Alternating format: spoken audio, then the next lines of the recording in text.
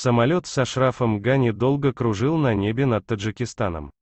Афганский телеканал Телоньюз опубликовал фотографию с траектории полета самолета, показывающей, как воздушный лайнер в течение долгого времени кружился на небе вокруг аэропорта города Бахтар, бывший Курган-Тюбе, на юге Таджикистана.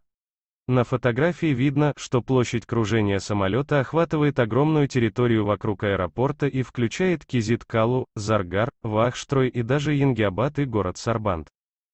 Телоньюз утверждает, что 15 августа в небе над Бахтаром и его окрестностей так долго кружил самолет с уже бывшим президентом Афганистана Ашрафом Гани. По информации издания, самолету с Гани не дали разрешения на посадку в таджикском аэропорту. Министерство иностранных дел Республики Таджикистан 16 августа в специальном заявлении сообщил, что самолет с господином Мухаммадом Ашрафом Гани не входил в воздушное пространство Таджикистана и не совершал посадку на территории страны.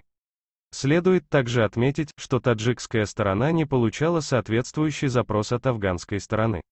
МИД Таджикистана, как заметили, в своем заявлении ограничилась выражением «господин Гани», подчеркнуто не назвав его президентом Афганистана.